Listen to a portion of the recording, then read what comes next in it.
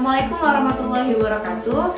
Hai teman-teman, izin memperkenalkan diri. Nama saya Hasna Kamila dari Prodi D3 Sanitasi kelas reguler 1 dengan NIM 24134511036. Jadi di sini kita akan bahas tentang sesuatu yang dekat banget sama kehidupan kita, yaitu perilaku hidup bersih dan sehat, atau yang biasa kita sebut PHBS, khususnya di lingkungan perumahan. Soalnya nih, seringkali kita ngerasa udah bersih dan sehat di dalam rumah, tapi kadang kita lupa kalau misalnya lingkungan kita juga punya peran penting buat kesehatan kita. Mulai dari halaman rumah, selokan, terus jalanan kompleks, sampai interaksi sama tetangga, itu semuanya terhubung loh.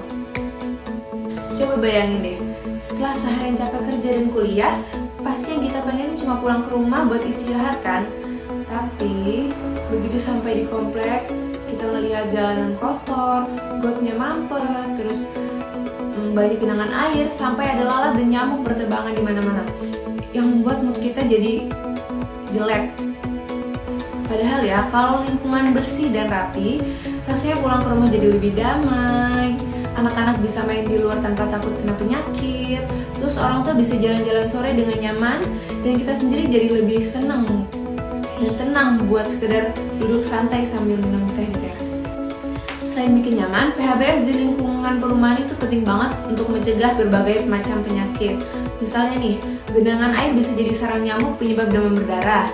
Terus, sampah yang menumpuk bisa memancing tikus dan penyakit lainnya. Belum lagi kalau saluran air mampet, bisa menyebabkan banjir kecil yang bikin kita makin gak nyaman. Jadi menjaga kebersihan lingkungan itu bukan cuma soal estetika, tapi juga soal kesehatan kita bersama. Terus, hal-hal simpel apa aja sih yang bisa kita lakuin mulai sekarang supaya lingkungan kita bersih dan sehat? Jadi yang pertama itu menjaga kebersihan halaman rumah dengan cara sapu halaman secara rutin, bersihin sampah yang kecil, potong rumput yang sudah mulai tinggi, dan pastikan tidak ada barang-barang bekas yang bisa menjadi sarang nyamuk. Yang kedua, kelola sampah dengan benar. Pisahkan sampah organik dan non-organik. Kalau bisa, manfaatkan sampah organik untuk menjadi kompos. Sementara sampah yang non-organik bisa didaur ulang atau bisa kita buang sesuai tempatnya. Dan yang paling penting, jangan buang sampah sembarangan, apalagi ke selokan. Karena selain menyebabkan banjir, buang sampah di selokan itu dapat menimbulkan bau yang gak sedap. Yang ketiga, cegah tempat berkembang biaknya nyamuk.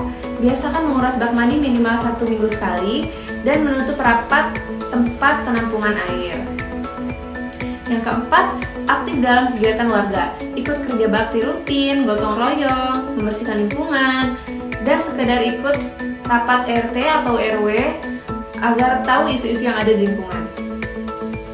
Yang kelima atau yang terakhir yaitu edukasi keluarga dan tetangga. Nggak perlu menggurui, cukup saling mengingatkan tentang hidup bersih. Kadang hal kecil seperti ngobrol sambil mengajak buang sampah pada tempatnya itu bisa berdampak besar loh. Jangan nunggu lingkungan kita kotor dulu baru bertindak. Mulai dari diri sendiri, dari hal-hal yang biasa kita lakukan setiap hari.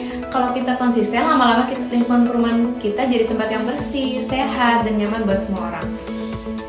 Kebayangkan betapa nyamannya kalau kompleks kita bersih, anak-anak bisa main sepeda tanpa takut kotor, dan kita semua bisa hidup lebih tenang tanpa khawatir penyakit.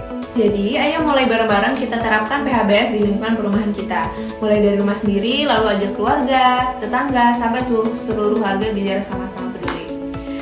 Sepertinya cukup sampai di sini, tapi sebelum ditutup, saya punya sedikit pantun nih. Jalan-jalan ke taman kota, beli es krim rasa strawberry, yuk jaga lingkungan kita biar sehat sampai nanti.